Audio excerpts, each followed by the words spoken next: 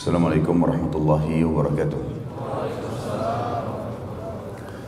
Alhamdulillah, selalu kita memuji Tuhan kita yang maha kuat, maha perkasa, maha adil, yang telah menciptakan semua yang di langit, semua yang di bumi, dan semua yang di kedalaman lautan, terjangkau dan terlihat oleh mata manusia atau tidak.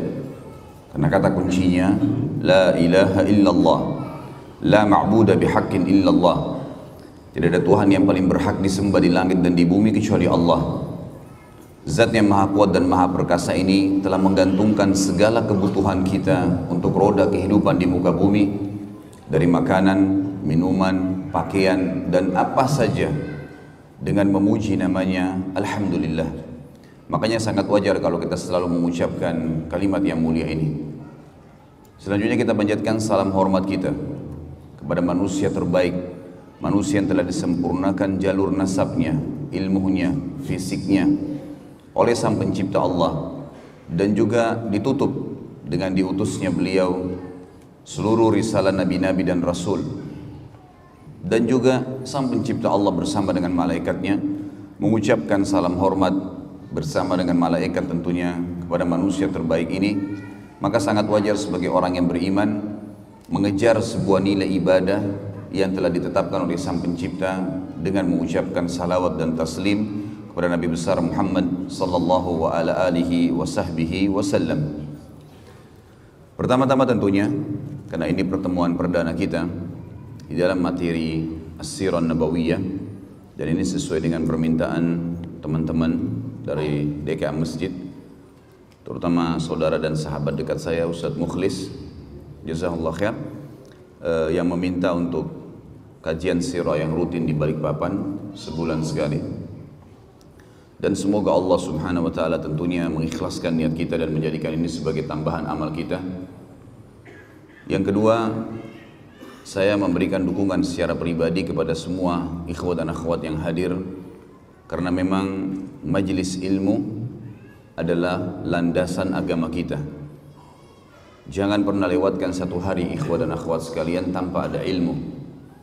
Ilmu ini yang saya maksud adalah ilmu agama. Dia akan mendatangkan keimanan, dan kalau keimanan sudah tertanam dalam hati seorang mukmin, maka dipastikan segala sesuatunya berubah dari buruk menjadi baik, dari pelit menjadi dermawan, dari penakut menjadi pemberani, dari bodoh menjadi pintar. Berubah semuanya. Dan kalau keimanan sudah ada, maka seluruh perintah Sang Pencipta Allah yang maha kuat dan maha perkasa akan dikerjakan, dan semua larangannya pasti akan dijauhi. Tentu balasan maksimal adalah kita akan masuk ke dalam surga yang kekal dengan izin Sang Pencipta Allah tentunya. Oleh karena itu teman-teman sekalian, saya akan mengucapkan seperti yang baginda Nabi SAW ucapkan kepada seluruh sahabat yang datang menuntut ilmu, marhaban bitalabatil ilm.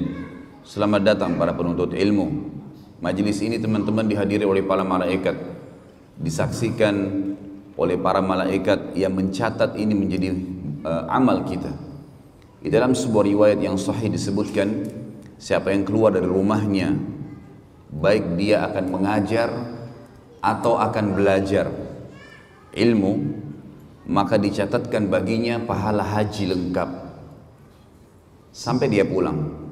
Di dalam riwayat yang sahih yang lain dikatakan, siapa yang keluar dari rumahnya menuntut ilmu, belajar atau mengajar, maka dia di jalan Allah sama dengan jihad di jalan Allah sampai dia kembali. Riwayat sahih yang lain mengatakan, kata Nabi SAW, sesungguhnya malaikat menebahkan atau melebarkan sayapnya menaungi para penuntut ilmu. Dan banyak sekali riwayat kalau kita ingin sebutkan tentang manfaat majelis ilmu. Tidak akan ada kejenuhan dalam majelis ilmu. Yang ada adalah ilmu, pengetahuan, bertambah kokohnya dan kuatnya keimanan seseorang, bertambah baiknya keadaan dia pada saat dia bubar. Maka harus dimaksimalin teman-teman sekalian. Terlebih lagi sekarang, kalau tidak bisa hadir di majelis ilmu atau kebetulan dai atau ustadznya tidak hadir, maka ada media sosial yang sangat mudah dijangkau. Di tangan setiap orang kita sekarang bisa nonton apa saja ceramah tentunya yang saya maksudkan, dan ceramah yang benar berlandaskan Al-Quran dan Sunnah dari HP kita yang setiap saat kita pakai atau kita bawa ke tempat tidur, dibawa ke kamar mandi, dibawa kemana-mana. Maka alat ini telah Allah mudahkan buat kita dan akan ada pertanggungjawabannya pada hari kiamat untuk kebaikan. Jangan sampai disalahgunakan kepada hal-hal yang tidak dibenarkan, karena juga semua akan ada pertanggungjawabannya. Selanjutnya teman-teman sekalian, sebelum kita masuk ke tema yang ketiga yang saya ingin sampaikan, setelah ucapan saya terima kasih dan dukungan kepada para panitia dan juga kepada teman-teman yang hadir di majelis ilmu, maka metode yang saya gunakan, saya tidak punya rujukan khusus dalam buku sirah, dalam arti kata banyak rujukannya. Banyak buku yang saya anggap buku-buku itu adalah rujukan yang bisa dijadikan sebagai pegangan, dan banyak juga yang saya gabungkan dari selain buku sirah, seperti buku-buku hadis, buku-buku tafsir, kemudian buku tentang thaqafah Islamiyah, tentang wawasan keislaman, ya, perkembangan yang terbaru dari negara-negara Islam. Kemudian juga metode yang saya gunakan di setiap paragraf atau setiap poin yang kita lewatkan, bila memang ada pelajaran yang bisa kita ambil, maka saya akan menyampaikan.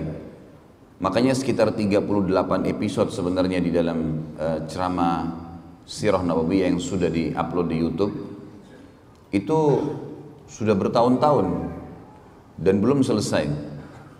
Sampai sekarang kita baru menyelesaikan Sulhu Hudaybiyah, dan masih ada setelahnya perang Khaybar, masih ada setelahnya Fathi Makkah, ada perang Hunain, dan sampai meninggalnya baginda Nabi SAW.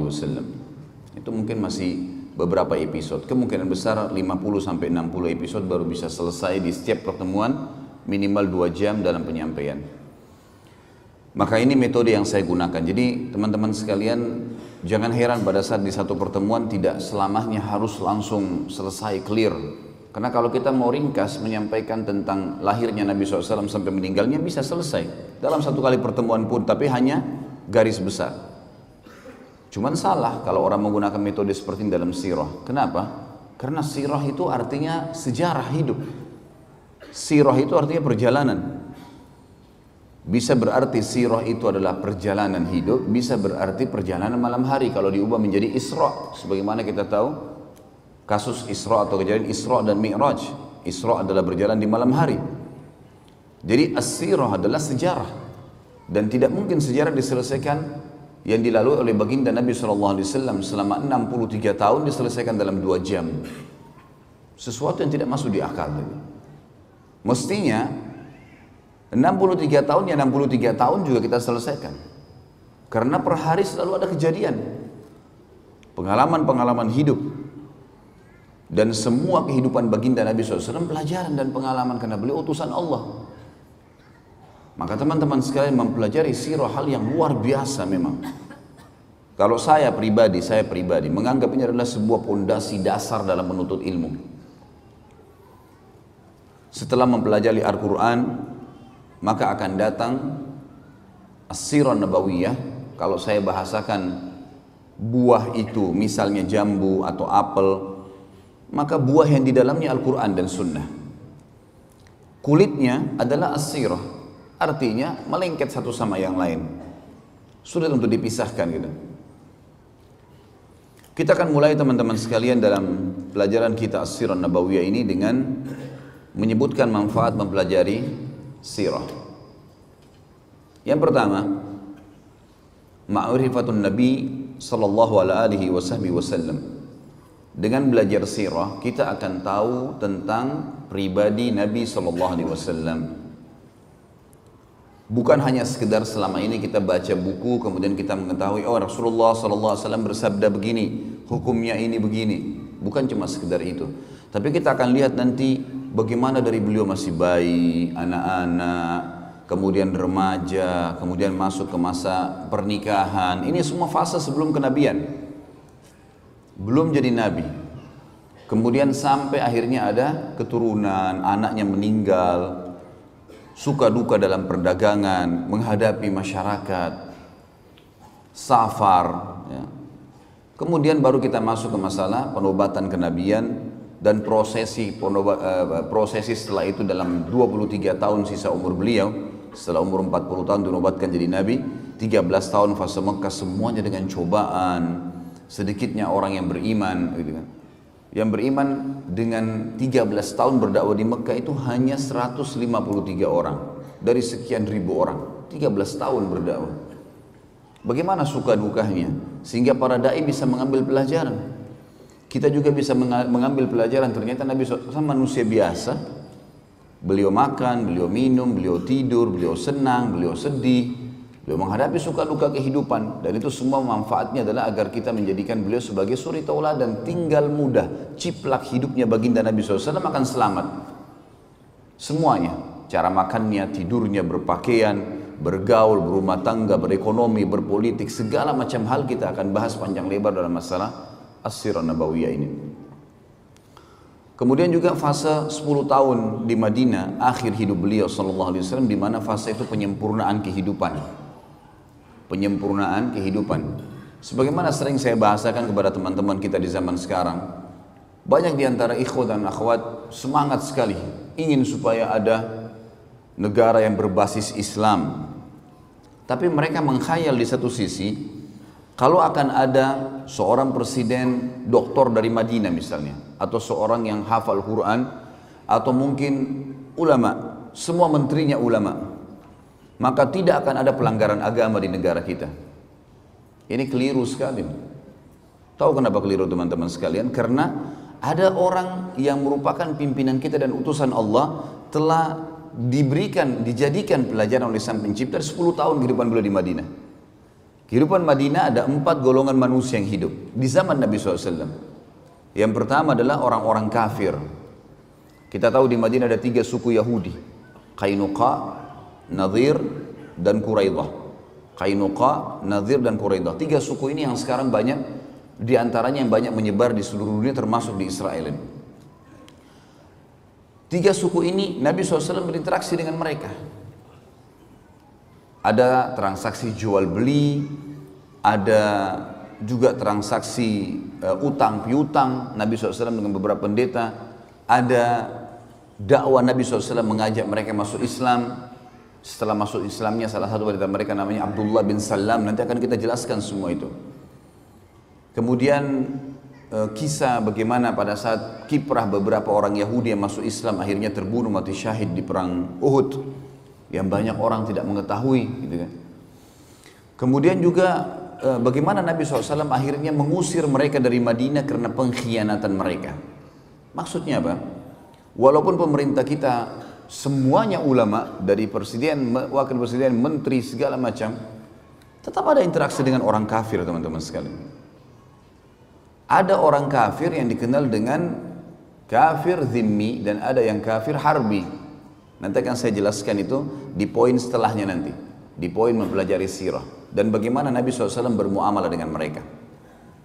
Intinya ada orang kafir di Madinah dan Nabi SAW interaksi sama mereka. Jangan lupa kisah anak muda Yahudi yang sakit keras, lalu Nabi SAW menjenguknya untuk mengucapkan syahadat dan anak itu syahadat. Artinya sampai boleh menziarahi, mendatangi rumah seorang kafir untuk mengajak mereka masuk Islam. Ada interaksi. Yang kedua, ada kaum munafikin. Ada orang-orang munafik di Madinah. Dan pimpinannya siapa namanya? Abdullah bin Abi Salul. Abdullah namanya. Namanya bagus nggak? Hah? Mana suaranya orang Balikpapan nih? Abdullah. Tapi pimpinan orang munafik, dipastikan kekal di api neraka, meninggal dalam kemunafikannya. Jangan heran di zaman kita sekarang ada orang namanya Muhammad, namanya Ahmad, namanya Yusuf, tampil di televisi, tampil di media membenci Islam. Kenapa harus heran? Di zaman Nabi SAW ada orang munafik nggak? Namanya siapa? Abdullah. Ambil pelajaran, ini dari sirah diambil nih. Pelajaran pengalaman hidup. Artinya walaupun pimpinan kita semuanya ulama, akan ada orang munafik di tengah-tengah mereka karena kita tidak lebih baik dari Nabi SAW. Ini penting sekali. Karena orang banyak mengkhayal seakan-akan tidak, kalau sudah berdiri negara Islam tidak akan ada masalah. Sampai sekarang mereka menyorotin Saudi. Katanya Saudi terapkan hukum Islam. Kok masih ada orang begini? Kok masih ada begini? Loh, jangankan kerajaan Saudi. Nabi SAW saja di zaman beliau ada. Yang ketiga, adanya ahli maksiat. Ada nggak di zaman Nabi SAW orang zina dirajam? Ada nggak pencuri dipotong tangannya? Ada, nanti kita pelajari semua. Ada di antara mereka yang melanggar hukum Allah. Ada yang berdusta dicambuk 80 dera, kisah ifk. Tuduhan terhadap Aisyah dan Safwan radhiyallahu anhum ajma'in tentang mereka berzina pada saat pulang dari perang Bani Mustaliq. Dan nanti akan kita jelaskan masalah itu insyaAllah. Kemudian ada sahabat-sahabat yang berzina dirajam, dicambuk. Ada yang mencuri. Seperti kasus Fatimah, salah satu dari suku terkenal Makhzumi yang terkenal di Mekah. Orang ini terkenal sekali dengan kedudukannya dan rupanya kebiasaan mencuri. Tradisinya, dia masuk Islam dan tradisi orang-orang Arab Quraisy kalau ada seseorang mencuri tidak dipotong tangannya kalau dia kedudukannya tinggi, punya jabatan. Dan subhanallah ini kayak turun-temurun di kalangan ahli maksiat nih. Kalau punya jabatan nggak dihukum, gitu kan. Lalu para sahabat karena baru masuk Islam, mereka berkata, ya Rasulullah, mereka cari dulu siapa ini kira-kira di antara sahabat yang bisa ngelobi Nabi ini supaya orang ini nggak dihukum. Musyawarah satu sama yang lain, ketemu dengan Usama bin Zaid radhiyallahu anhu ajma'in. Dia dengan ayahnya dikenal dengan Hibbin Nabi SAW, kekasih Nabi SAW. Zaid bin Harithah dulu adalah mantan budak Nabi yang dibebasin, Usama anaknya. Usama bin Zaid ini yang dijadikan oleh Nabi SAW panglima perang di umur 17 tahun karena keperkasaan jiwanya, imannya. Lalu Usama disuruh masuk melobi Nabi SAW. Ya Rasulullah, ada seseorang yang terkenal dari Mekah, wanita, punya jabatan, kena hukum mencuri. Kira-kira boleh nggak dipotong tangannya? Apa yang terjadi? Nabi SAW tidak jawab, naik ke atas mimbar, suruh kumpulin semua sahabat. Begitu ngumpul, kata Nabi SAW, telah sampai setelah tahmid dan salawat untuk diri beliau SAW, beliau mengatakan, telah sampai kepada saya, ada seseorang di antara kalian karena punya jabatan yang tinggi atau punya kedudukan di sukunya, mencuri, nggak mau diterapin hukum Allah. Ketahuilah, demi jiwa Muhammad yang dalam genggamannya, maksudnya demi Allah. Kalau seandainya Fatimah binti Muhammad, jangankan Fatimah yang itu, Fatimah anak saya, anaknya Nabi, anaknya Raja Muslimin pada saat itu, mencuri, saya akan potong tangannya. Gak ada toleransi dalam Islam. Dipotong tangannya akhirnya. Ada sahabat yang berzina, ada sahabat yang mencuri, ada sahabat yang dusta. Ada di antara mereka. Artinya ada usatul mu'minin, ada ahli maksiat. Maka teman-teman sekalian fahamin, pemerintah Islam bagaimanapun kuatnya akan ada di tengah-tengah mereka ahli maksiat. Kita tidak lebih baik dari Nabi SAW. Tetapi berita gembiranya ada golongan keempat. Ada orang-orang beriman dan ini yang mendominasi. Sehingga tiga kelompok yang pertama tidak bisa keluar dari koridor hukum Allah. Yang maksiat dihukum, yang munafik diketahui. Lalu Nabi SAW sebutkan ciri-cirinya. Nanti akan kita pelajari di akhir sekali sebelum meninggalnya Nabi SAW. Ada pembongkaran kedok para munafikin. Si fulan munafik, si fulan munafik, si fulan munafik. Karena cirinya banyak, jelas. Pura-pura Islam tapi mereka kufur. Kemudian juga akan ada orang-orang kafir yang akan interaksi. Ulama sepakat mengatakan orang kafir tetap akan ada di muka bumi sampai menjelang hari kiamat. Gak bisa lepas itu. Karena kata Nabi SAW, kiamat tidak akan terjadi kecuali pada orang-orang yang buruk atau kufur saja. Orang beriman semua akan meninggal dengan tiupan angin yang menerpah tubuh mereka. Sampai kata Nabi SAW, kalau seseorang dan kalian sembunyi di dalam gunung, maka angin itu akan masuk dan merenggut nyawanya. Sehingga tidak tertinggal kecuali orang kafir dan buruk di muka bumi, lalu kiamat terjadi pada mereka. Hadis jelas. Bagaimanapun antum mendakwai orang kafir, alhamdulillah ada yang masuk Islam misalnya, tapi tetap akan ada mereka. Dan fase mereka berhenti hanya di fase waktu Isa alaihissalam turun membunuh Dajjal. Pada saat itu, maka kata Nabi SAW, semua jalan-jalan kecil pun di muka bumi akan dimasuki Islam. Baik dengan kemuliaan, dia sengaja memasuki Islam karena dia tahu kebenaran, atau penghinaan, artinya dia harus masuk Islam secara paksa atau akan dibunuh. Sehingga tidak ada lagi orang yang tidak muslim di zaman Isa alaihissalam. Tetapi setelah Isa alaihissalam meninggal dunia, setelah matinya Ya'juj Ma'juj, tanda-tanda hari kiamat, maka manusia akan kembali kufur lagi dan mereka kembali menyembah berhala. Iblis akan menyuruh mereka menyembah berhala dan pada mereka lah terjadi hari kiamat itu. Berarti lihat teman-teman sekalian, bagaimana kita memahami sirah ini dan mengetahui kehidupan Nabi SAW penting sekali, luar biasa gitu. Ya. Pelajaran yang kedua, selain mengenal Nabi SAW, tentu nanti masuk juga dalamnya adalah mengenal fisik, kulit, warna kulit, postur tubuh, rambut, ya, akhlak Nabi SAW, semua kita akan kenal. Bagaimana beliau berumah tangga, bagaimana menyelesaikan masalah-masalah rumah tangganya. Ada masalah, beliau pecahkan dengan kebijaksanaan, dengan kedewasaan. Bagaimana menghadapi tetangga yang selalu mengganggu, bagaimana menghadapi dakwah yang sedang menghadapi rintangan, bagaimana menghadapi pasukan musuh yang akan menyerang Madinah, bagaimana dan bagaimana. Kita akan ambil semua pelajaran dari pengenalan baginda Nabi sallallahu alaihi wasallam. Yang kedua, ma'rifatus sahabah ridwanullahi alaihim. Kita mengenal dengan belajar sirah siapa itu sahabat. Manusia-manusia pilihan Allah yang telah menemani baginda Nabi SAW, yang telah menemani utusan yang terbaiknya, penutup para nabi dan rasul. Ini bukan manusia biasa teman-teman. Bayangkan kalau kita hidup di zaman fase Mekah dulu, nggak ada lampu, nggak ada media sosial kayak sekarang, nggak ada AC panas. Antum sekarang Masya Allah belajar sirah di AC di Masjid Istiqomah yang besar seperti ini, lampu ada, terang, ada kamera merekam, bisa didengar kembali. Zaman dulu rumah dari tanah liat, Mekah dulu itu desa terpencil, nggak ada orang di dunia yang mau lihat Mekah itu, kecuali orang-orang beriman yang datang haji, itu pun jumlahnya masih sedikit.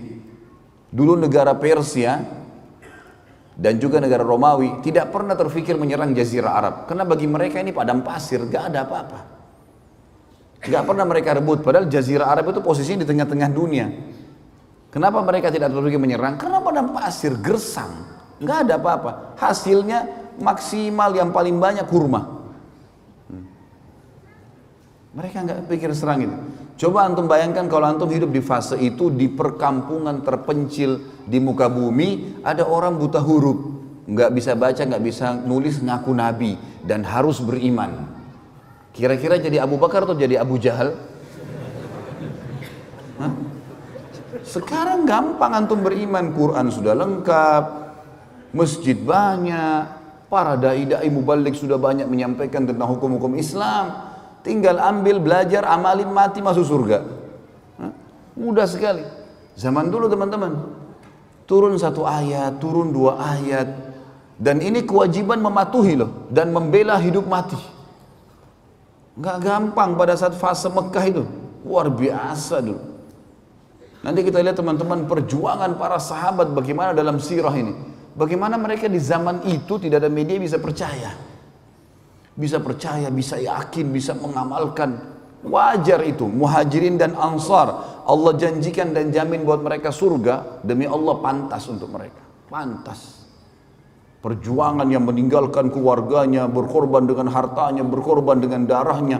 Kisah-kisah yang kadang-kadang subhanallah, saya kalau pelajari kisah sahabat tidak sadar netes air mata di depan laptop saya itu. Luar biasa kisah mereka ini. Di mana kita ini gitu. Kita selalu sibuk dengan pasar, dengan dagangan, dengan istri, dengan anak, dengan ini, lupa tidak ada perjuangan buat agama gitu. Ini sahabat luar biasa, pengorbanan yang luar biasa. Wajar Allah mengatakan radhiyallahu anhum wa radu'an. Allah sudah ridho dengan mereka. Tahu ridho teman-teman? Ridho itu kalau orang diberikan sesuatu yang membuat dia sangat puas, baru dikatakan ridho. Kalau misalnya kita memberikan seseorang sesuatu, misalnya ada fakir miskin minta, kemudian kita kasih uang, misal dia butuh 3 juta rupiah, kemudian kita kasih 10.000 rupiah. Ya udah, dia terima kasih, dia pergi. Apa dia sudah ridho? Dia ridho teman-teman kalau dia minta 3 juta, antum kasih 5 juta. Dia akan doain antum, dia akan berterima kasih. Nah itu namanya ridho tuh. Kalimat ridho digunakan di situ. Allah mengatakan radhiyallahu anhum, pakai anhum jamak. Allah ridho kepada semua mereka, sahabat itu. Yang ridho siapa? Pencipta langit dan bumi. Waradu'an, tidak cukup di situ. Allah bilang dan mereka dipastikan memang ridho dengan Allah. Memang mereka siap mengorbankan apa saja untuk Allah dan Rasulnya alaihi salatu wassalam. Kita akan belajar teman-teman, ada kisah sahabat yang kiprahnya sangat luar biasa, kisah heroik dalam masalah perjuangan jihad, dalam masalah sedekah, dalam masalah berbakti dengan orang tua, dalam masalah memperjuangkan dan menjalankan sunnah Nabi SAW, agamanya Nabi SAW yang dibawakan. Banyak sekali yang kita bisa ambil. Nah ini semua kita akan ambil dari sirah, pentingnya luar biasa gitu. Yang ketiga, ma'rifatu sababun nuzulul Quran, sababun nuzulul Quran. Mengetahui dari sirah tentang sebab turunnya Al-Quran. Dari sekian 6.000 sekian ayat Al-Quran, saudaraku seiman, ada di antaranya ayat-ayat yang punya sababun nuzul atau sebab turunnya ayat. Kalau ada sababun nuzul ayat, maka kita semestinya membaca ayat dengan sababun nuzulnya, karena sebab turun ini akan membuat kita memahami tentang apa yang sedang Allah inginkan di ayat itu. Dan semua sabab nuzul diambil dari materi sirah. Nanti kita akan lihat dari sirah ini, oh ternyata ayat sekian turun karena kejadian ini di surah ini. Juga kita jadi tahu teman-teman, kenapa Iqra bismi rabbikal ladzi khalaq yang turun pertama sekali ayat berada di juz 30. Kenapa bukan di pertama? Kenapa Al-Fatihah yang pertama? Banyak ayat-ayat Al-Quran yang turun di Mekah itu berada di juz 30 semua, rata-rata di juz terakhir. Padahal awal-awal turun. Ternyata memang sabab nuzul berpengaruh di sini. Sebab turunnya ada, terjadi sesuai dengan kasus, dan Allah yang maha tinggi dan maha pemurah memerintahkan Nabi-Nya Muhammad SAW meletakkan ayat-ayat itu pada tempatnya.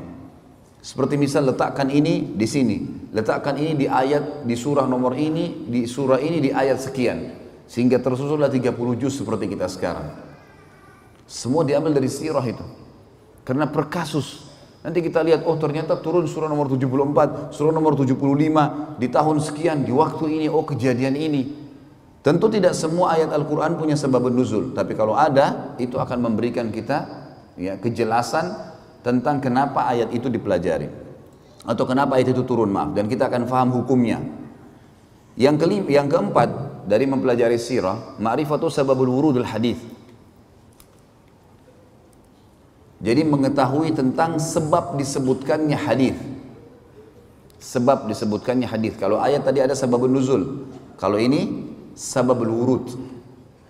Jadi sama dengan ayat tadi, hadis-hadis Nabi SAW ada yang memiliki sababul wurud, sebabnya Nabi sebutkan, ada juga yang tidak. Tentu memahami sababul wurud penting sekali, karena dengan mengenal atau mengetahui sababul wurud kita tahu apa yang Nabi SAW sedang luruskan di situ. Contoh misal, pernah Nabi SAW dalam hadis Bukhari Muslim jalan di sebuah pasar, kemudian menemukan ada seseorang berdagang jual gandum ditumpuk seperti gunung gitu. Warnanya kuning cerah, bagus sekali. Orang banyak tertarik membeli gandum dari toko itu. Nabi SAW, Nabi utusan Allah, ada wahyu menyampaikan, maka beliau masuk ke dalam toko orang itu.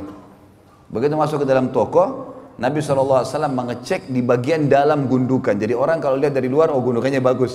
Dia seakan-akan menyendok dari gundukan itu. Padahal sebenarnya di bagian dalam itu buruk sekali. Gandumnya kualitasnya lain dan dibasahi supaya bobot berat timbangannya bertambah. Maka apa yang terjadi? Nabi SAW mengambil yang buruk itu lalu mengangkatnya sambil mengatakan, man ghasyana falaysa minna. Siapa yang menipu kami bukan dari golongan kami. Coba kalau antum baca sepintas hadis ini tanpa tahu sababul wurudnya, Apa maksudnya? Global sekali. Ternyata Nabi SAW mengkhususkan kaum muslimin. Siapa yang menipu kami bukan dari golongan kami. Ini bukan berarti orang kafir boleh ditipu ya, enggak. Karena hukum yang berlaku pada kaum muslimin ada yang berlaku pada orang kafir, seperti enggak boleh ghibah, enggak boleh menipu, enggak boleh memukul, kecuali ada penyebab syar'i. Ada penyebab syar'i yang membuat kita bisa menghukum dia. Itu pun yang menghukum biasa pemerintah, atau mungkin dia tiba-tiba menyerang kita secara pribadi dan seterusnya. Ada hukum syar'i sendiri. Yang kelima, mempelajari sirah juga akan memberikan kita informasi ma'rifatul kuffar wal munafiqin. Kita akan mengetahui tentang keadaan orang kafir dan orang-orang munafik. Siapa sih orang kafir di mata Rasulullah SAW ini? Sehingga jangan sampai seperti ada sebagian kelompok Islam sekarang, vonis kafir ini, vonis kafir itu. Semua orang dianggap kafir kalau tidak segolongan sama dia. Ini keliru sekali. Dari mana ini? Ada penyebab, gitu kan? Sampai saya bahas ada di YouTube teman-teman sekalian, Nawaqidul Iman, pembatal keislaman. Di awal-awalnya saya jelaskan itu, salah satu disertasi S3 yang sangat baik tentunya, tulisan ini Masya Allah. Dan di situ disebutkan banyak pendapat ulama salaf, ya, ulama sahabat tabi'in yang menjelaskan kepada kita tentang tidak bolehnya vonis kafir kecuali orang yang sudah jelas tervonis kafir sesuai dengan indikasi yang telah disampaikan oleh Nabi SAW di zaman beliau. Orang jelas-jelas murtad tinggalkan agamanya misalnya. Kalau orang hanya melakukan satu perbuatan, yang perbuatan itu kayaknya menuju kepada kekafiran, maka tidak akan terjadi padanya kecuali sudah ada hujjah, sudah ada argumentasi sampai ke dia. Mungkin dia tidak tahu.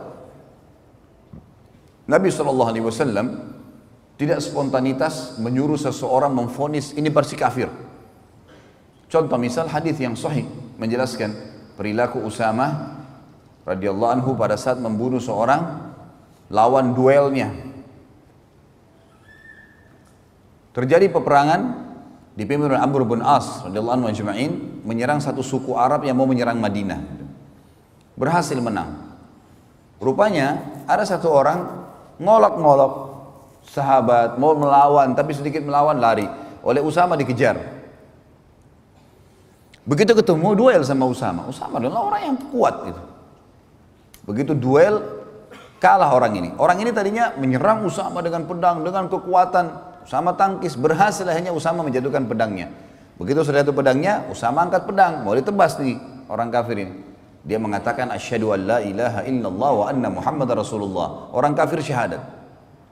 Usama mau tebas berhenti, ini syahadat. Tapi tadi dia mau bunuh saya ini, dibunuh sama Usama. Udah, para sahabat simpang siur. Ini perilakunya Usama gimana? Diingatin Usama, hai Usama, dia syahadat. Gimana caranya kau bunuh? Jelas tadi dia hampir bunuh saya. Kalau saya tidak tangkis, saya sudah dibunuh sama dia. Berarti syahadatnya hanya takut lihat pedang. Udah simpang siur nih, pulang ke Madinah. Tiba di Madinah, diceritakan kepada Nabi SAW, ya Rasulullah begini kejadiannya. Apa kata Nabi SAW? Wahai Usama, dipanggil, kenapa kau bunuh dia? Ya Rasulullah, tadinya begini dan begitu. Tangkis-tangkisan, serang-serangan, saya akan dibunuh. Kalau saya tidak tangkis, sudah ditebas leher saya sama dia. Kemudian pada saat pedangnya jatuh, dia syahadat. Asyhadu an la ilaha illallah Muhammadur Rasulullah. Maka dia syahadat karena dia takut lihat pedang saya. Apa kata Nabi SAW? Asyaqaqta an qalbi. Apa kau belah dadanya hai Usama sampai kau tahu dia benar atau tidak? Usama diam. Nabi SAW ulangi, asyaqaqta an qalbi, apa kau belah dadanya sampai kau tahu dia benar atau tidak? Nabi SAW ulangi terus sampai kata Usama, saya berharap mati masuk di kuburan gak keluar lagi. Karena beratnya kalimat itu, gitu kan? Diulangi terus oleh Nabi SAW. Apa kau belah dadahnya sampai kau tahu dia benar atau tidak? Terus diulangi. Artinya apa teman-teman? Hukumnya hukum zahir. Kalau kelihatan orang itu syahadat, kita nggak bisa buat apa-apa. Hukumnya. Kalau ada lagi indikasi setelahnya dia lakukan kekufuran, dia nyatakan lagi murtad misalnya atau apa, itu lain. Tapi kalau enggak, lihat bagaimana Nabi SAW bermuamalah dengan orang yang seperti ini, gitu kan? Ada juga orang-orang kafir yang Nabi SAW hadapi sesuai dengan keadaan. Ada yang Nabi SAW sengaja suruh bunuh. Seperti kasus Abu Rafi', salah satu pimpinan Yahudi yang selalu menghina Islam. dibunuh oleh Nabi SAW, disuruh. Salah satu sahabat bernama Abdullah bin Abi Atiq radhiyallahu anhu pergi ke sana lalu membunuhnya, gitu kan. Ini memang luar biasa, setiap ada suku yang mau nyerang Madinah dibiayai sama dia. Setiap ada penyair yang menghina Nabi SAW, agama Islam, Allah, dibiayai sama dia. Setiap ada penyanyi, penari menghina-hina Islam sambil menari dibiayai sama dia. Orang ini nyerang Islam dari belakang. Nabi SAW mengatakan, siapa yang bisa mengamankan urusannya Abu Rafi ini? Kata Abdullah bin Abi Atiq, saya Rasulullah. Maka kemudian dia pergi ke sana sama temannya beberapa orang, masuk ke benteng, berhasil membunuh Abu Rafi, gitu kan. Dan ini ada kisah sendiri tentunya nanti akan kita sampaikan insya Allah. Dan ini saya sampaikan juga di ceramah tentang salah satu judul ceramah itu Kekasihku Rasulullah, aku mencintaimu, gitu kan. Yang baru tablik akbar di Makassar dan di Surabaya kemarin menjelaskan banyak mujizat Nabi SAW, diantaranya perilaku ya terbunuhnya Abu Rafi' ini ada ibrah dan pelajaran yang besar, gitu. Jadi ada orang-orang munafik yang dihadapi dengan cara dibunuh, ada orang-orang munafik, ada orang kafir dihadapi dengan cara bunuh, ada orang kafir dihadapi dengan cara didakwahi, ada orang kafir dihadapi dengan cara ya diterima zahirnya dan seterusnya. Ada ajaran dari Nabi SAW. Begitu juga orang munafik. Jangan teman-teman begitu kita tahu orang ini mungkin indikasi kemunafikan ada padanya, kan Nabi SAW mengatakan ya, tanda-tanda orang munafik 3, riwayatnya dikatakan 4 sampai dia meninggalkannya baru hilang sifat kemunafikan. Kalau dia berkata selalu dusta, kalau dia diberikan amanah berkhianat, kalau dia berjanji dia ingkari, dan yang keempat adalah kalau dia berdebat maka dia curang. Sekarang berapa banyak orang Islam di Indonesia yang cirinya 4 ini ada semua padanya? Hah? Saya nggak bilang di masjid ini ya, banyak orang. Ada orang subhanallah tiap hari dusta. Udah kayak nggak ada nilainya. Cuma kita sulit bedain mana yang benar, mana yang salah nih. Makanan dusta, pakaian dusta, kerja dusta, semua dusta. Apa yang bisa dipercaya nih? Sama istrinya, sama suaminya dusta terus. Apa ini? Tanda-tanda kemunafikan. Tapi bagaimana caranya kita vonis dan bagaimana bermuamalah? Kan kata Nabi SAW, pastikan dia munafik tulen sampai dia tinggalkan. Berarti ada jalan keluar. Kalau dia taubat, dia tinggalkan, keluar dari munafikan, gitu kan? Dan Islam tidak pernah melihat masa lalu seseorang. Ada di antara nanti orang-orang yang tadinya munafik, kemudian masuk iman dalam hatinya lalu pindah, betul-betul dia menjadi seorang mukmin. Ada. Nanti akan kita jelaskan juga dalam sirah. Bagaimana Nabi SAW bermuamalah dengan mereka? Waktu tersebar berita ifk, kedustaan bahwasanya Aisyah radhiyallahu berzina dengan Safwan, maka semua orang tahu penyebabnya Abdullah bin Abi Salul. Nanti ada ceritanya, unik sekali ceritanya itu. Maka begitu Nabi SAW sudah tahu, yang paling pertama berdiri Umar bin Khattab mengatakannya, Rasulullah izinkan saya tebas lehernya, bunuh aja orang ini, munafik. Dan Umar selalu setiap ada orang melanggar depan Nabi, ya Rasulullah izinkan, anda izinkan hilang kepalanya orang ini. Luar biasa kalau Umar hidup zaman sekarang, wah banyak sekali kepala yang hilang gitu. Apa kata Nabi SAW? Tidak, hai Umar, jangan sampai orang-orang ngomong Muhammad membunuh orang-orang yang hidup seakan-akan jadi sahabatnya gitu. Seperti ini munafik, jelas-jelas munafik, Nabi SAW tahu. Tapi kan dia berbaur dengan muslimin, seakan-akan dia bagian dari sahabat. Jangan sampai orang berkata Muhammad bunuh sahabatnya. Sampai tersebar di setiap musuh Nabi SAW. Ayo, orang-orang Yahudi biasa bilang kalau sudah terdesak kita masuk Islam saja, karena Muhammad gak mungkin bunuh sahabatnya. Sampai tersebar itu sebuah konsep. Berarti ada cara menghadapi orang munafikin. Dakwahi, sampaikan. Bukan seperti orang kafir, misalnya ada yang dibunuh, nggak ada. Kecuali ada penyebab-penyebab syarikat, dia berzina, dirajam, atau dia misalnya membunuh maka dia dibunuh dan seterusnya. Jadi ada metode cara menghadapinya. Dan sirah mengajar kita dengan sangat detail. Bahkan kejadian di zaman Nabi SAW per individu, gitu kan. Serta pelajaran yang luar biasa teman-teman sekalian adalah Islam tidak pernah melihat masa lalu seseorang. Ini kalau teman-teman ikuti ceramah di YouTube ada judul yang saya angkat, iya inilah aku sekarang. Dakwah atau sebuah ceramah yang semoga Allah SWT ikhlaskan. Ini tujuannya untuk memberikan motivasi kepada ikhwat dan akhwat yang berubah. Nggak ada aibnya. Dulu pezina, dulu pemabuk, dulu perjudi, dulu kafir, dulu memerangi Islam. Tapi setelah syahadat selesai semua. Karena Islam tidak membenci individu seseorang. Yang dibenci adalah perilaku yang salah. Umar bin Khattab dulu benci sekali sama Islam. Umar bin Khattab itu kalau keluar, khusus keluar dari rumahnya waktu di Mekah untuk nyiksa kaum muslimin. Khusus. Keluar ganggu, pukul orang, siksa orang muslimin. Sampai waktu itu tersebar berita, kalau Umar kemungkinan masuk Islam. Kata beberapa sahabat apa? Kalau Umar syahadat, unta juga bisa syahadat. Kayaknya mustahil gitu, nggak mungkin. Tapi dia setelah syahadat, Islam nggak lihat lagi masa lalunya. Umar yang mengaku dan mengatakan saya seorang khamar, orang yang suka minum khamar, dan khamar banyak sahabatnya kan? Khamar itu banyak relasinya selalu ke khamar, zina, macam-macam judi. Memang perilakunya satu sahabat semua itu. Sama antum kalau hadir majelis ilmu, sahabatnya masjid, ya, sahabatnya Quran, sahabatnya kitab, memang begitu. Itu sahabatnya. Jadi kita kena satu sahabatnya, kena semua itu.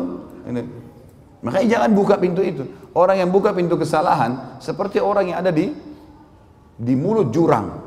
Jangan coba-coba. Sekali tergerincir susah keluar. Kecuali mendaki, susah. Maka jangan coba-coba. Sementara keimanan dan jalan amal soleh ini semuanya jalan lurus, enak. Jalan mulus sampai mati, nikmatin makan, minum, tidur segala macam. Setelah itu mati masuk surga, abadi selamanya. Jadi ada metode menghadapi mereka. Dan yang terakhir teman-teman yang kena mempelajari sirah adalah ma'rifatu dinul haniful Islam. Mengetahui tentang agama yang mulia Islam ini. Dari awal kisahnya. Dari awal turun wahyu pertama, wahyu yang kedua, yang ketiga. Bertahap selama 23 tahun. Itu yang kita pelajari dalam sirah. Bagaimana proses agama Islam dari nol sampai akhirnya menjadi agama sekarang yang terbesar pengikutnya. Kalau orang betul-betul yang menganut Islam ini teman-teman sekalian karena dalam hatinya, dia tidak akan tinggalkan sampai mati. Karena dia sudah tahu ini kebenaran. Nah, kita akan lihat nanti historinya 23 tahun semuanya bagaimana Islam itu sempurna. Inilah kurang lebih 6 poin manfaat mempelajari sirah. Tentu kalau ada poin-poin lain mungkin keterbatasan saya sebagai manusia biasa. Saya cuma menyusun di tulisan saya 6 poin ini. Dan insya Allah mudah-mudahan ini sudah saya berharap dengan izin Sang Pencipta Allah yang Maha Pemurah untuk menjadikannya sebuah poin yang sudah menjadi pelajaran buat kita dan cukup untuk membuat kita ya termotivasi untuk mempelajari sirah dan juga menganggap atau mengetahui dan menyadari sirah itu sangat penting. Kemudian kita masuk teman-teman ke sirah kita. Tentu saya tidak akan memulai dari sejarah Nabi Muhammad SAW. Saya akan jauh memulai sebelumnya. Kita akan mulai dari sejarah Mekah. Dari mana asalnya kota ini? Dulunya tidak ada di situ apa-apa. Padang pasir, lembah. Kemudian kita akan masuk ke kisah kota Mekah, kisah Zamzam, kisah pembangunan Ka'bah. Ada poin di situ. Kemudian ada masuk Islam, masuknya agama Yahudi di Jazirah Arab. Kemudian masuknya agama Nasrani di Jazirah Arab. Kenapa ada orang Arab tapi beragama seperti agama Yahudi? Kenapa ada orang Arab tapi agamanya seperti agama Nasrani? Orang-orang Arab tapi Nasrani sampai sekarang di Syria di mana-mana ada. Kok bisa? Gitu kan? Maka ada nanti kisah-kisah bagaimana masuknya dua agama properti sini ke Jazirah Arab. Kemudian kita akan jelaskan juga ada kisah pasukan gajah, Abraha, siapa itu Abraha, dari mana dia, kisahnya bagaimana dia masuk ke Yaman, bagaimana, kenapa dia termotivasi menyerang Ka'bah, kejadian yang terjadi setelahnya, pelajaran-pelajaran besar yang kita ambil. Kemudian kita akan belajar tentang berkuasanya pemerintah negeri Faris di Yaman. Ini kurang lebih subjudul 1, jadi poin A di tulisan saya. Satu persatu akan kita bahas tentunya. Ini mungkin butuh beberapa kali pertemuan tentunya.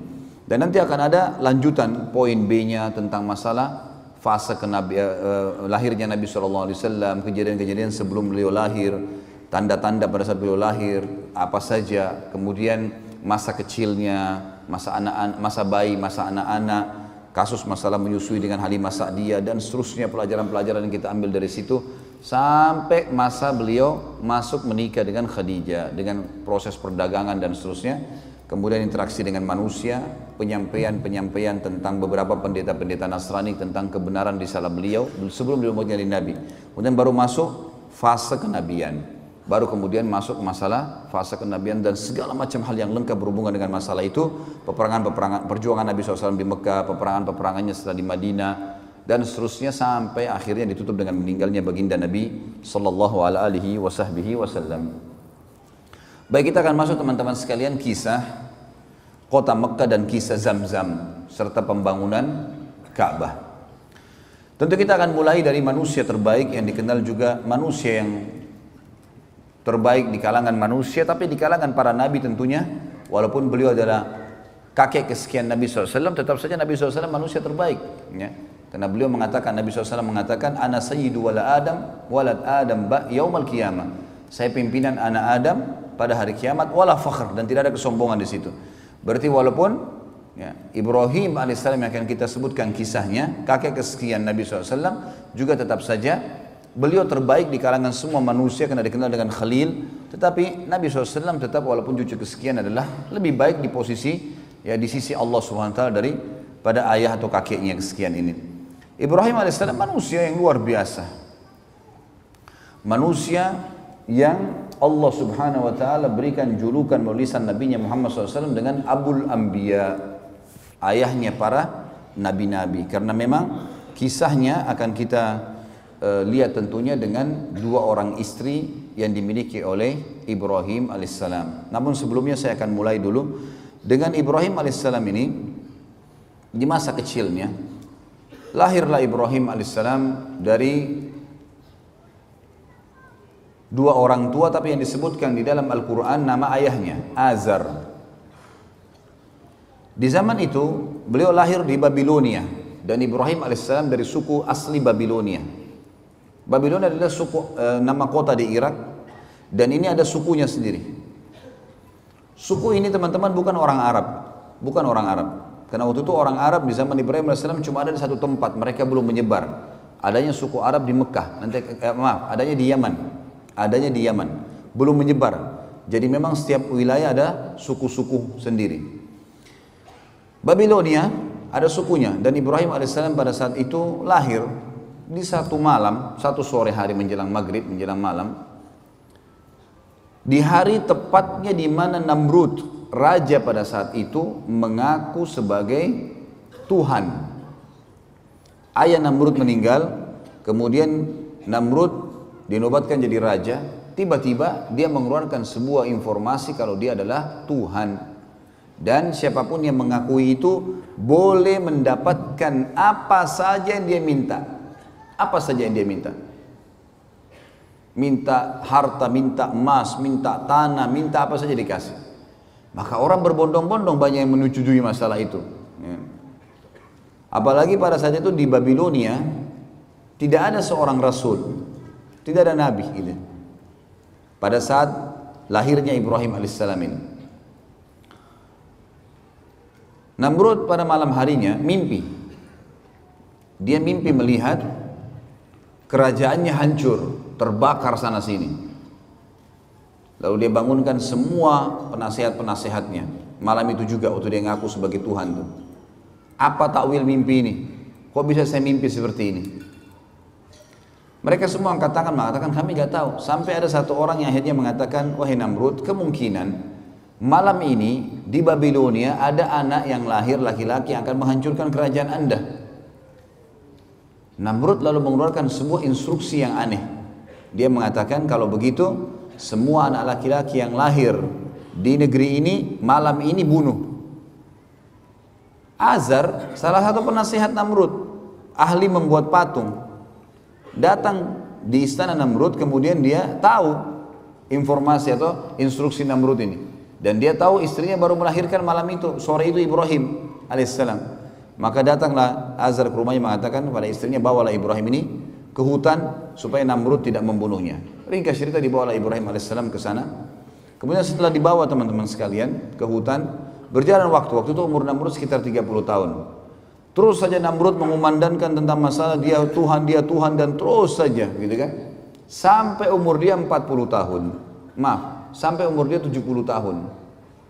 Dan pada saat itu Ibrahim alaihissalam berumur 40 tahun.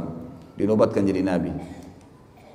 Pergilah Ibrahim alaihissalam waktu diutus, hari pertama diutus oleh Allah sang pencipta menjadi nabi. Dengan cara umum tentunya, setiap nabi-nabi biasanya didatangi oleh Jibril alaihissalam. Kemudian mengatakan, kalau kau adalah utusan Allah, lalu diberikanlah firman-firman Allah kepadanya. Ibrahim alaihissalam pada saat itu, saudaraku seiman, datang ke tempat ibadahnya masyarakat Babilonia. Ada sebuah kuil besar dibuat. Kemudian Ibrahim alaihissalam berkata kepada orang-orang di sekitarnya pada saat dia masuk ke tempat ibadah itu, yang mereka lagi kebetulan duduk di situ, kemudian mereka melihat ya, atau memberikan sesajen, memberikan segala macam. Ibrahim alaihissalam ada riwayatnya yang mengatakan sebelum tiba di tempat ibadah itu ada banyak patung-patung di pinggir jalan. Kemudian dia berkata kepada patung-patung di pinggir jalan itu, kenapa kamu dianggap sebagai Tuhan? Gitu kan? Lalu tidak ada sautan. Kemudian Ibrahim alaihissalam mengambil batu dan melempar wajahnya patung itu. Ternyata juga sama, tidak ada reaksi sama sekali. Karena kita sudah tahu patung tentunya tidak akan bisa bergerak, ya. Tidak akan bisa bergerak. Jadi jelas sekali dilempar sama batu tidak, didatangi oleh Ibrahim alaihissalam, dipukul di sekitarnya tidak juga bergerak. Ya. Yang jelas teman-teman sekalian, dengan penolakan, dengan Ibrahim alaihissalam melihat itu tidak ada apa-apa, yang sebelumnya pada saat dia dinobatkan jadi nabi, itu dia sempat kejadian ini yang membuat Allah menobatkan jadi nabi. Dia duduk di hutan, kemudian dia melihat ke bulan di malam hari. Dia mengatakan, siapa ya Tuhan saya? Kayaknya ini Tuhan saya nih. Lalu kemudian ditunggu sama dia sampai pagi. Dia sempat menunggu ada suara kah, ada obrolan, tidak ada. Besok pagi terbit matahari, matahari lebih besar. Lalu dia mengatakan, ini kayaknya Tuhan saya, ini lebih besar gitu. Kemudian juga ditunggu sama dia sampai terbenam matahari, mataharinya hilang. Kemudian dia mengatakan, kalau begitu ini semua bukan Tuhan, dan saya mengatakan saya menyerahkan diri kepada Tuhan yang Maha Esa dan Maha Tinggi agar ya memberikan kepada saya petunjuk. Maka akhirnya Allah Subhanahu wa taala menjadikan dia atau diberikan dia kenabian. Baik, ringkas cerita teman-teman sekalian, datanglah Ibrahim alaihissalam kemudian bertemu dengan tempat ibadah yang dibuat oleh Namrud. Dan sampai sekarang tentu kalau teman-teman ketik di Google tentang masalah peninggalan Namrud di Babilonia, akan ada gambar-gambar, banyak sekali gambar-gambar peninggalan istananya, puing-puingnya, tempat pembakaran Ibrahim alaihissalam, banyaklah. Ya. Ibrahim alaihissalam mendakwai yang paling pertama ayahnya. Begitu datang, dia bertemu dengan ayahnya, didakwahi ayahnya, didakwahi kaumnya.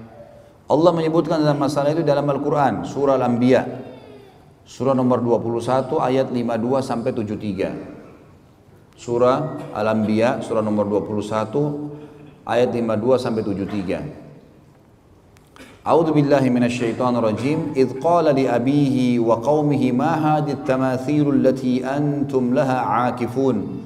Qalu wajadna aba'ana laha 'abidun. Qala laqad kuntum antum wa aba'ukum fi dhalalin mubin. Qalu aji'tana bil haqqi am anta minal la'ibin. Qala bar rabbukum rabbus samawati wal ardi alladhi fatarahunna wa ana ala dhalikum minasy syahidin. Wa tallahi la akidanna asnamakum ba'da an tuwallu mudbirin.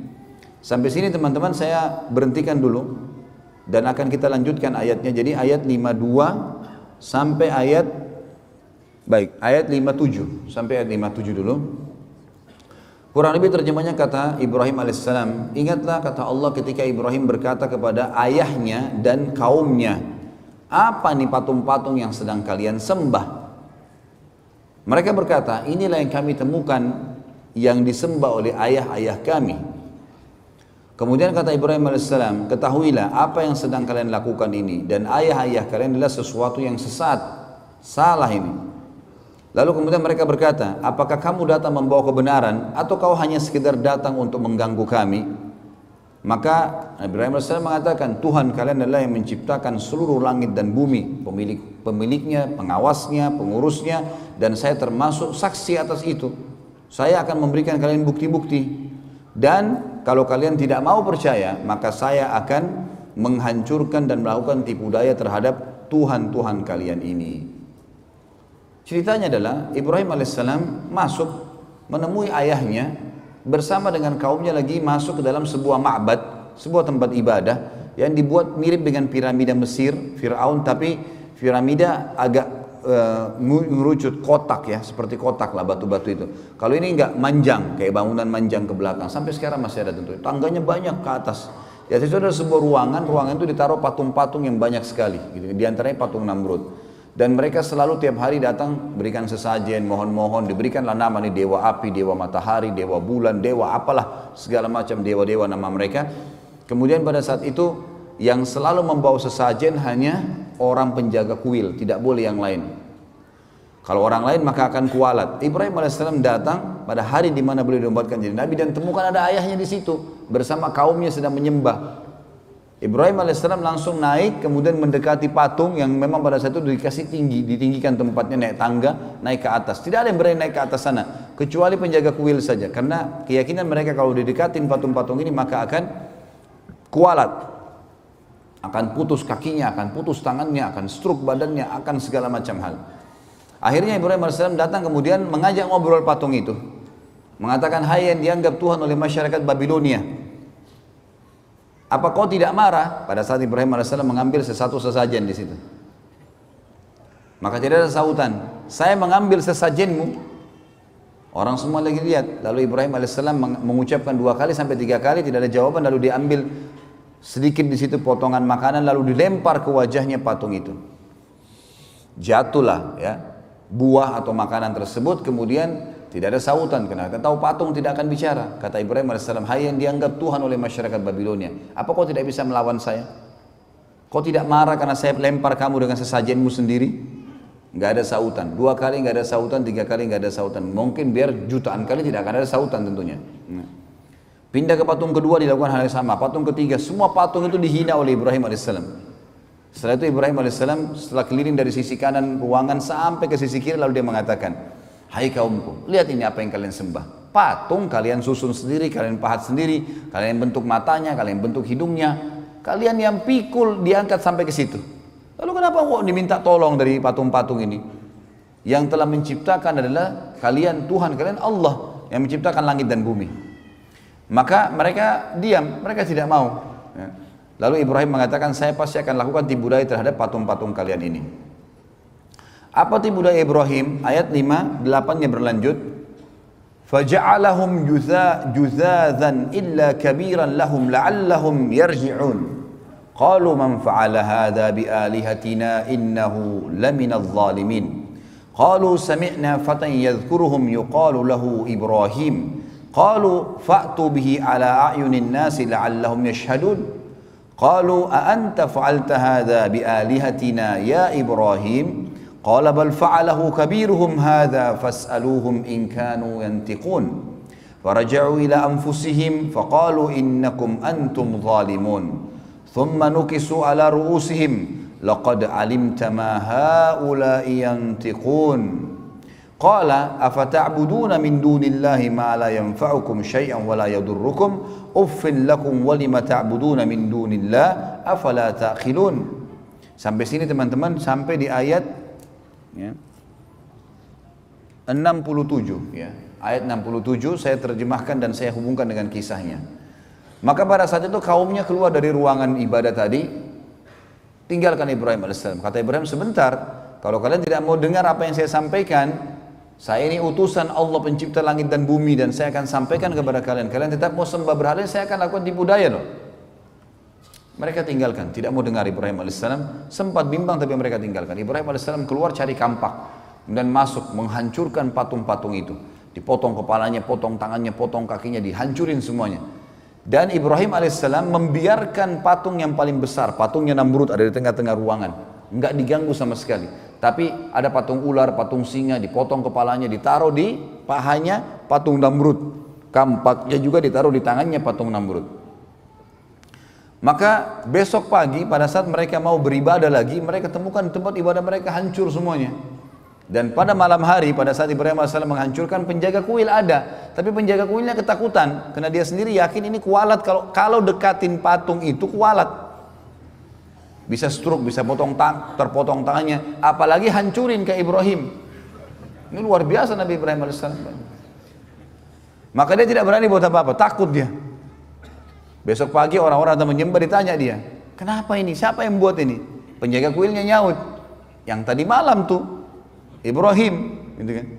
Itu yang Allah katakan di sini, kan? Maka Ibrahim menghancurkan semua, juzadzan illa kabira. Jadi memang Ibrahim AS menghancurkan lebur semuanya kecuali yang paling besar, paturnya Namrud, agar mereka sadar. Lalu mereka berkata, siapa yang buat ini kepada Tuhan-Tuhan kami? Penjaga kuil mengatakan, kami mendengar dan yang kami tahu adalah yang tadi malam itu, Fatan itu dianggap anak muda, ya, yang semalam, yang bernama Ibrahim. Maka mereka berkata, datangkanlah Ibrahim itu di depan orang-orang semuanya, agar mereka bisa menyaksikan dan mendengarkan argumentasinya, kenapa dihancurin. Maka begitu datang, mereka tanya, hai Ibrahim, apakah kau yang lakukan ini pada Tuhan-Tuhan kami? Maka Ibrahim berkata, bukan. Ibrahim mengatakan, qala bal fa'alahu kabiruhum. Kenapa tanya saya? Tanya patung yang paling besar itu yang pegang kampak, gitu kan. Tanya kalau dia bisa ngomong, gitu. Maka mereka kembali ke diri mereka sendiri, lalu mereka mengatakan, sesungguhnya kalianlah yang zalim. Setelah mereka dengar, pikir benar ya. Kata Ibrahim, coba lihat, kalau memang dia bisa buat apa-apa, maka dia yang melakukan. Kalau kalian yakin dia tidak bisa melakukan, lalu kenapa kalian menganggap dia sebagai Tuhan? Karena kebetulan waktu itu semua patung dewa ini mereka anggap di bawah patungnya Namrud. Namrud adalah Tuhan di atas Tuhan-Tuhan semuanya, paling kuat. Kemudian mereka kembali ke diri mereka, kata Allah. Setelah itu mereka salah satu yang mengatakan, kayaknya kita yang zalim nih, kita yang salah. Kemudian mereka menundukkan kepala-kepala mereka dan akhirnya Ibrahim menunggangi untuk berdakwah. Kata Ibrahim, bukankah kalian lihat patung-patung ini tidak bisa ngomong sama sekali? Tsumma nukisu ala ru'usihim laqad alimta ma haula yantiqun. Kalian tahu ini tidak bisa ngomong sebenarnya. Kemudian Ibrahim mengatakan, apakah kalian menyembah selain daripada Allah yang tidak bisa memberikan manfaat dan mudarat kepada kalian sedikit pun? Sungguh kecelakaan dan terhina perbuatan kalian karena kalian menyembah selain Allah, sementara mereka, apakah kalian tidak berakal? Maka pada saat itu ada satu orang yang bilang, kayaknya Ibrahim ini harus kita laporkan ke Tuhan kita terbesar, Namrud. Kata Ibrahim, gak usah repot-repot, saya ke sana. Pagi hari, waktu itu sudah pagi. Namrud ini punya tradisi teman-teman sekalian, setiap pagi dia selalu duduk setelah rapi, habis mandi, bersih segala, ada tirai yang ditaruh antara dia dengan pengikutnya, lalu diangkat tirai tersebut. Ternyata orang-orang begitu lihat dia sujud semua, lalu mengatakan, wahai Tuhan kami yang agung Namrud, gitu. Begitulah ceritanya. Maka pada saat itu teman-teman sekalian, Ibrahim AS masuk bersama bondong-bondong manusia. Begitu tiba di dalam, semua orang diangkat tirai, semua orang sujud kepada Namrud kecuali Ibrahim AS. 40 tahun Namrud disujuti dan tidak pernah ada orang bangkang kecuali pada saat itu. Namrud tanya, siapa kamu ini? Kok bisanya kau tidak sujud dengan saya? Ibrahim AS utusan Allah. Dia nggak pakai ngomong, bukan mengatakan hai Raja Namrud, apalagi Tuhan Namrud, gitu kan. Panggil namanya, hai Namrud. Belum pernah ada orang berani panggil Namrud begini gitu. Semua orang yang lagi sujud angkat kepalanya. Ini unik ini. Tidak pernah ada orang begini. Dia mengatakan, wahai Namrud, dari mana kau ngaku Tuhan? Kamu manusia biasa seperti saya, seperti kami semua. Punya dua mata, punya dua tangan, punya dua kaki. Kamu juga sama dengan kami, lahir dari bayi, anak-anak, remaja, tua. Seperti sekarang kau juga akan mati. Yang menghidupkan dan mematikan adalah Allah, Tuhanku dan Tuhanmu, dan Tuhan semuanya. Namrud waktu itu tidak mau kalah. Namrud mengatakan, baiklah Ibrahim, kalau kau ngaku Tuhanmu itu bisa menghidupkan, mematikan, saya juga bisa. Mau bukti? Kata Ibrahim, iya. Baik, tangkap, disuruh pengawalnya, tangkap dua orang laki-laki yang lewat depan istana. Ditangkap dua orang, yang satu disuruh pergi, dikasih hadiah macam-macam, pergilah. Kemudian yang satu disuruh bunuh, mati di tempat. Kata Namrud, lihat, saya menghidupkan dan saya mematikan. Ini kan kebodohan, karena orang yang disuruh pergi sudah hidup sebelumnya. Tapi akal-akalan dia mengatakan apa? Ini saya menghidupkan dan saya mematikan. Jibril alaihissalam datang menyampaikan kepada Ibrahim, ini orang ini percuma, diajak dialog di dunia, di bumi, dia akan terus cari akal. Tantang di langit sekalian. Kata Ibrahim alaihissalam, wahai Namrud, Tuhanku dan Tuhanmu Allah. Dan Tuhan segala satunya memindahkan matahari setiap hari dari timur ke barat. Apa kau bisa? Maka terdiamlah Namrud, tidak bisa ngomong. Allah mengatakan, nanti kita bacakan ayatnya, fabuhital ladzi kafar. Maka orang kafir itu jadi terdiam, tidak bisa bicara. Karena jengkel, Dia bilang pada pengawal-pengawalnya, tangkap, penjarakan Ibrahim ini, penjarakan. Musyawarah, kira-kira apa jalan keluarnya? Saya mau bunuh Ibrahim tapi saya nggak mau mati biasa, harus mati yang spektakuler, yang besar, yang membuat tidak ada lagi orang yang membantah ketuhanan saya. Musyawarah demi musyawarah sampai muncul akhirnya ide untuk membakar, karena bakar adalah cara membunuh yang paling menyakitkan. Dari pertama dibakar sampai mati kan tetap sakit gitu loh. Dibuatlah api dengan biaya yang besar. Namrud kerahkan semua kekuatan sampai terbuat api. Dalam sebuah riwayat Bukhari disebutkan, kalau burung lewat dan kena asap, uapnya asap itu walaupun tinggi, tiba-tiba sudah terpanggang karena besarnya gitu. Api itu panas sekali, setinggi kurang lebih istana Namrud 40 siku ke langit. Ini sekitar 17 sampai 20 meter tingginya. Setelah itu Ibrahim AS dikeluarkan lalu kemudian dibakar. Setelah dibakar, dilempar, Namrud mengatakan 3 hari biarkan Ibrahim dalam api, dibiarkan. Setelah 3 hari dipadamkan, ternyata